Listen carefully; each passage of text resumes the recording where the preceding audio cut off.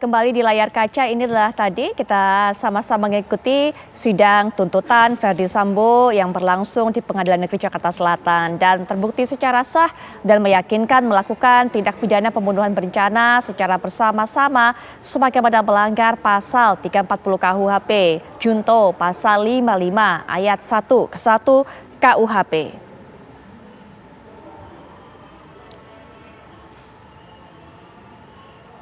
Kemudian juga tentunya disampaikan bahwa dinyatakan atau Ferdy Sambo ini dinyatakan bersalah melanggar pasal 49 junto pasal 33 Undang-Undang ITE nomor 19 tahun 2016 junto pasal 55 ayat 1 ke 1 KUHP dalam kasus dugaan perintangan penyidikan atau obstruction of justice dari kasus tewasnya Brigadir Yosua.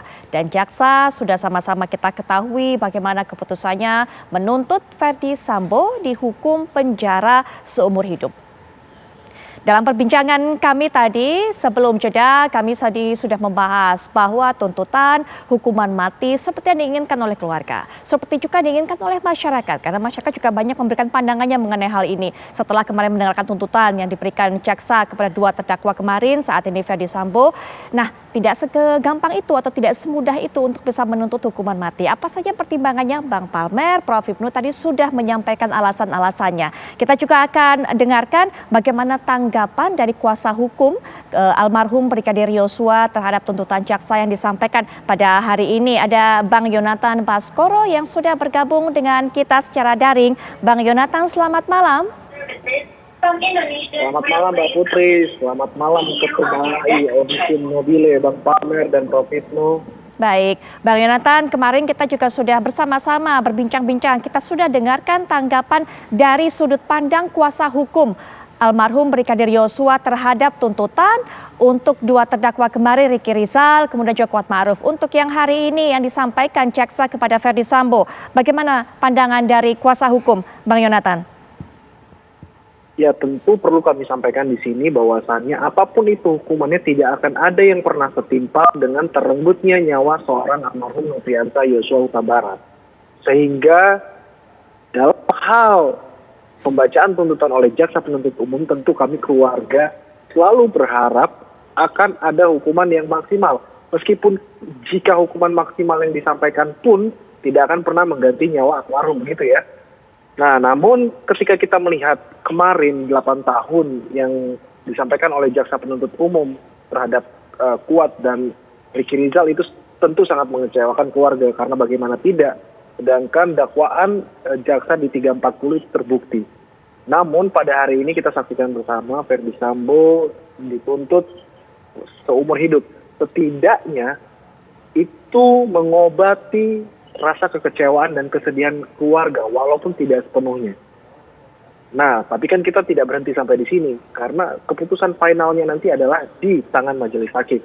Sehingga harapannya tentu hukuman yang setimpal dalam hal ini, keluarga tentu pasti meminta yang maksimal. Saya rasa itu mohon dimaklumi, luapan emosi dari keluarga pasti akan seperti itu, keluarga manapun. Sehingga kegunaan hukum ini ya, kegunaan hukum, keadilan, kepastian, dan kemanfaatannya bagi masyarakat juga bisa dirasakan dengan titik baliknya ada perkara ini. Sehingga taruhannya adalah institusi dan lembaga kita. Serius nggak sih dalam penanganan kasus ini? Baik, terakhir juga mungkin untuk Bang Yonatan, harapannya untuk besok Bang, sebelum kita dengarkan juga tuntutan untuk Putri Chandrawati dan juga Richard Eliezer?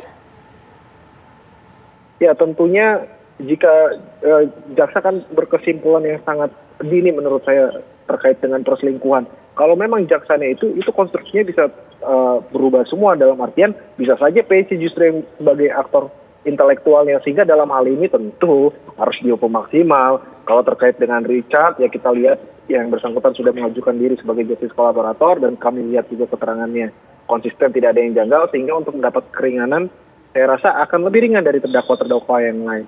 Tetapi yang jelas satu lagi Mbak, terakhir, jika jaksa sudah meyakini secara sah dan meyakinkan dakwaannya terbukti 340, jadi dalam menyampaikan tuntutannya juga harus maksimal dan logis, dan kembali lagi masyarakat sedang melihat ke arah sini semuanya. Baik, kami dapatkan pesan dari Bang Yonatan, keseriusan untuk bisa memberikan keadilan dalam proses persidangan ini, tuntutan, kemudian nanti kita akan dengarkan vonis hakim. Terima kasih Bang Yonatan, di tengah-tengah kegiatannya masih berkenan untuk bisa memberikan pendapatnya dalam perbincangan ini. Selamat malam Bang Yonatan, selamat beraktivitas kembali.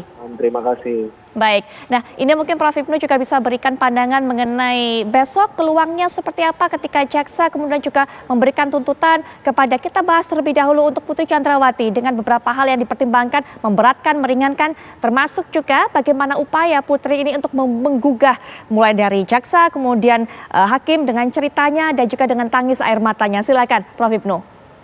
Ya, terima kasih Mbak. Jadi begini, dakwaan dari pasal ini kan adalah pembunuhan berencana dan pasal 55 penyertaan. Jadi RK Bu Putri itu bagian dari penyertaan. Penyertaan mengikuti yang tidak melakukan pembunuhan tapi ikut serta dalam suatu pembunuhan. Dalam turut serta ini kalau kita baca jurisprudensi, semua itu bertanggung jawab. Bertanggung jawab tergantung pada peran masing-masing. Dan peran masing-masing itu wajib dihukum. Itu yang saya baca di dalam beberapa jurisprudensi di Indonesia. Oleh karena itu, harusnya memang dalam peran serta kasus ini ada ditimbang-timbang.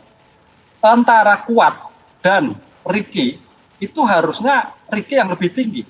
Kuat hanya sebagai ART, sopir, sipil, sedangkan Riki adalah sebagai polisi, penegak hukum, yang harusnya bisa mencegah adanya suatu tindak pidana. Itu nilai yang saya kira belum diungkap sehingga keadaannya sama dengan itu. Nah, sekarang Bu PC itu perannya cukup kompleks menurut saya, kompleks terhadap penyebab adanya tindak pidana ini dan di dalam persidangan juga berlarut-larut dan menjadikan suatu pembunuhan berencana. Oleh karena itu kalau kita lihat faktor-faktor yang memberatkan, kayaknya Bu PC banyak memberatkan, apalagi dari pembuktian hampir semua tidak dijawab, diam bahkan menangis. Ini yang menjadikan buntu dalam suatu pembuktian, keterangan terdakwa yang bayangan kami itu bisa memberikan suatu klarifikasi, tapi ternyata buntu. Nah, oleh karena itu kalau sebagai penyebab juga ada suatu tindak pidana ini dan masuk kualifikasi yang turut serta, ya idealnya lebih dari K ataupun R, tapi di bawah Sambo. Nah itu yang harus pertimbangan. Paling tidak di atas 10 kan itu loh. Tapi di bawah Sambo, karena Sambo itu sebagai aktor Mbak. Tapi pemicu Bu PC, ini yang harus pertimbangannya gitu.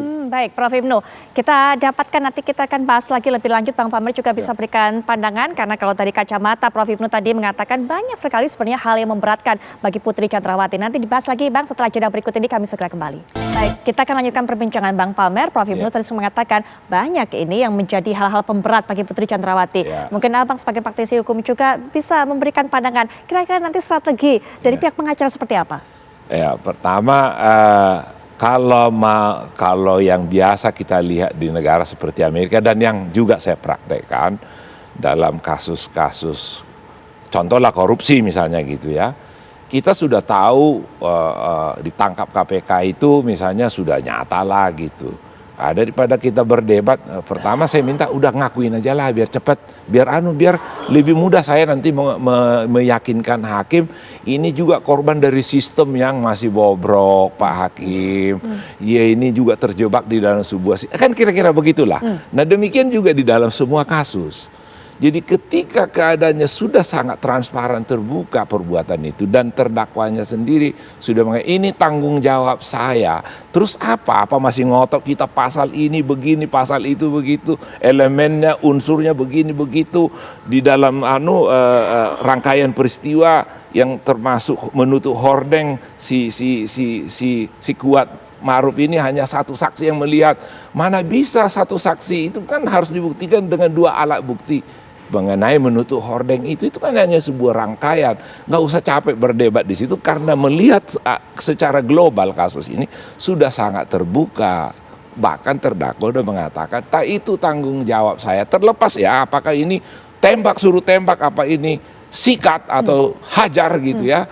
Itu bukan soal, ada orang mati karena teriakan dia dan dia sudah mengumpani peluru, entah berani waktu diumpani peluru nambah peluru itu, contoh aja, contoh. Jadi kalau strategi pembelaannya adalah harus membuat suatu kondisi di mana terdakwa ini juga bagian dari manusia yang dilatar belakangi beberapa soal, beberapa latar belakang kehidupan. Biasanya seperti itu. Saya nggak tahu karena tidak pernah diungkap selama kita ikuti sepanjang persidangan ini. Nah, mudah-mudahan nanti ketika nanti di dalam pembelaan ini pengacara mengungkapkan sisi apa yang baik yang bisa kita lihat dari para terdakwa yang dibelanya, misalnya seperti itu ya, untuk bisa membantu meringankan. Pada umumnya strategi pengacara seperti itu, karena kecuali memang perkaranya itu samar-samar, karena berlaku asas in dubio pro reo. Karena pengacara akan selalu, kalau dia memang dakwaan dan pembuktiannya samar-samar, pengacara akan lebih mendorong supaya membuat hakim tidak makin buyar gitu loh. Wah, ini nggak benar. Maka nanti hakim lari, ini berlaku asas in dubio pro reo, lebih baik membebaskan satu orang 1000 penjahat daripada satu orang yang tidak bersalah. Baik. Nah, ini terakhir juga mungkin penutup dari Prof. Hipnu, akankah kemudian dipertimbangkan oleh jaksa penuntut umum mengenai pengajuan dari Eliezer menjadi justice kolaborator? Prof. Hipnu, singkat saja mungkin penutup Prof. Hipnu. Ya, sesuai dengan informasi bahwa Eliezer adalah direkomendasikan untuk mendapatkan justice kolaborasi. Nanti jaksa penuntut umum akan mempertimbangkan apakah diterima atau ditolak. Tapi dari perkembangan yang ada, sepertinya diterima. Sehingga Eliezer hukumannya adalah di bawah E maupun R. Ini angkanya berapa tapi kita tidak tahu pasti, tapi adalah suatu yang meringankan. Mudah-mudahan di bawah 5 tahun. Ini sangat memberikan kontribusi sekali di dalam suatu persidangan. Begitu, Mbak. Baik, terima kasih Prof. Hipnu sudah hadir secara daring di tengah kesibukannya, memberikan pandangannya. Bang Palmer juga terima kasih di tengah kesibukannya, berkenan datang dan juga memberikan pandangannya. Kita akan terus tunggu Bang Palmer, Prof. Hipnu, bagaimana tuntutannya akan diberikan jaksa atau disampaikan jaksa pada esok hari untuk 2 terdakwa lainnya. Terima kasih sekali lagi para narasumber.